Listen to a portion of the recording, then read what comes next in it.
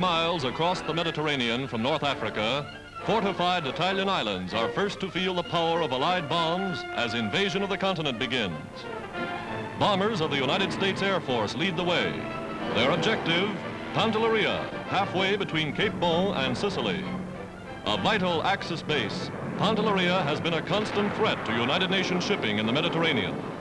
Now, after 18 days of continuous pounding, the island stronghold crumbles beneath the attack.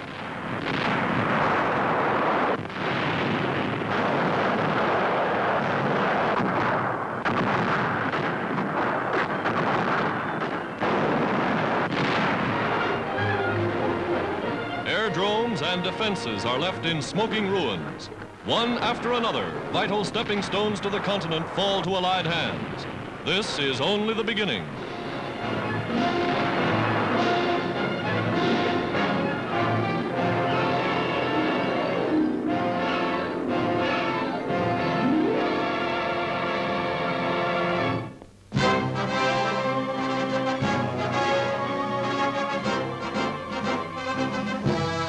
At an airport in Algeria, General Charles de Gaulle and General Henri Giraud meet for the first time since the historic conference at Casablanca.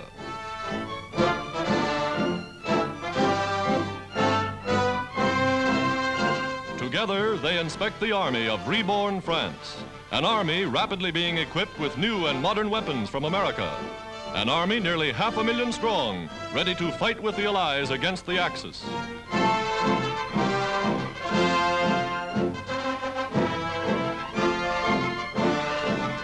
For service to France, General Giraud awards the Allied Supreme Commander, General Eisenhower, the highest decoration France can bestow, Grand Cross of the Legion of Honor. It is General Giraud's own insignia, won on the field of battle. General Eisenhower said, "As you wear no decoration, I shall follow your example and treasure this unworn until France is liberated."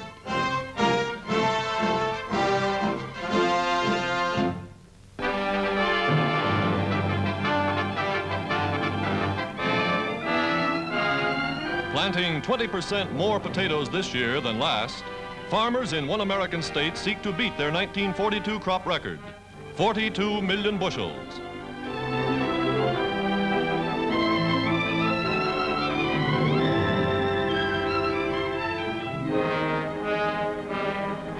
Using planting machines, these modern tillers of the soil believe in mass production.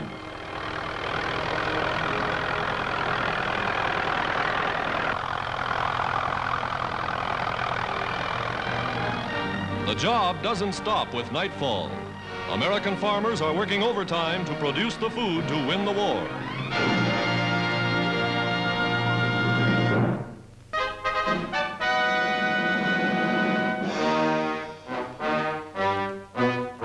The massive gates of the Temple of Meenakshi, a monument to Oriental architecture, hallowed shrine to India's 250 million Hindus. Thousands of pilgrims gather for the traditional 4-day festival to the gods of the temple.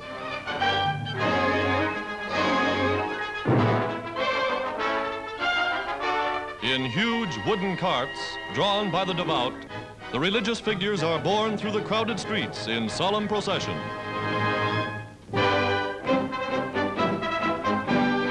A ceremony as ancient and colorful as Mother India herself.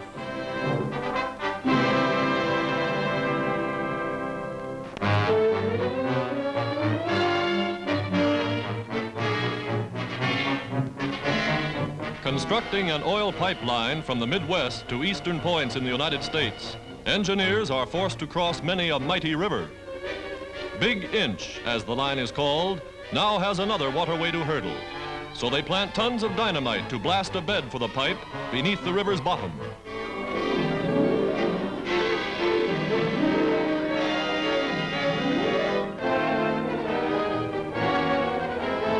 Now hold tight and watch for the explosion.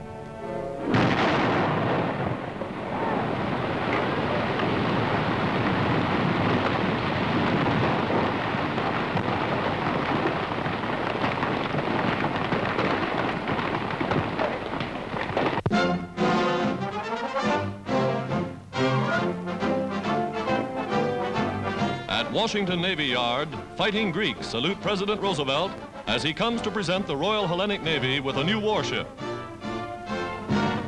A guard of honor sees the stars and stripes replaced by the national flag of unconquered Greece, staunch ally of the United Nations.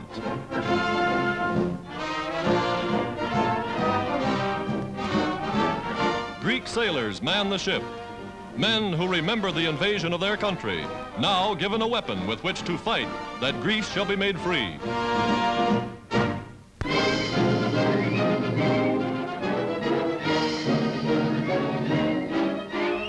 Another giant new factory to produce synthetic rubber begins to operate somewhere in the United States. Here, butadiene, derived from alcohol and stored in these huge tanks, is converted into synthetic rubber.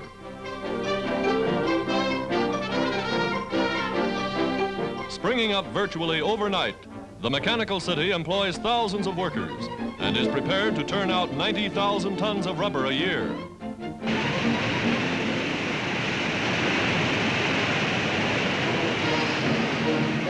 Not only is the manufacture of this man-made rubber one of the amazing scientific triumphs of our time, the synthetic product is superior to anything heretofore achieved.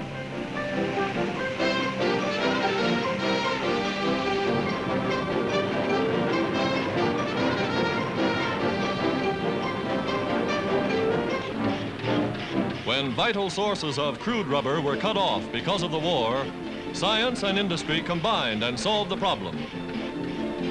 Here's a sample 75-pound cake. One plant capable of producing rubber for 16 million tires a year.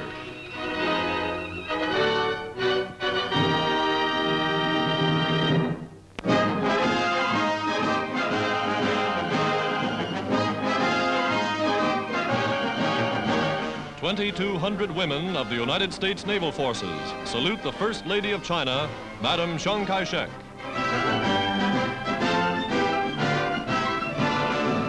These are but a part of the nation's rapidly growing army of women volunteers. Women serving in the Marine Corps, the Coast Guard, the Navy. Women stationed at bases in the United States, doing jobs that release more fighting men for combat duty overseas. In America, as in all the United Nations, women are mobilized for total war.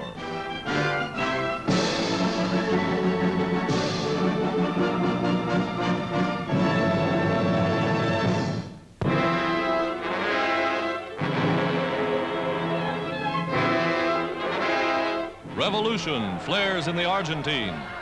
Moving into Buenos Aires at dawn, army units take over government buildings in a dramatic move against the nation's President Castillo. Castillo, unpopular with many because of his pro-Axis sentiments, is forced to resign.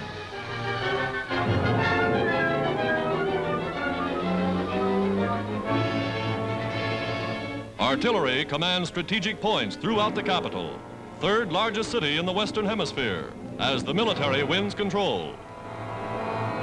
Most serious violence occurred at the Navy School for Mechanics during a 45-minute machine gun battle. In the general confusion and rioting, 40 people were killed.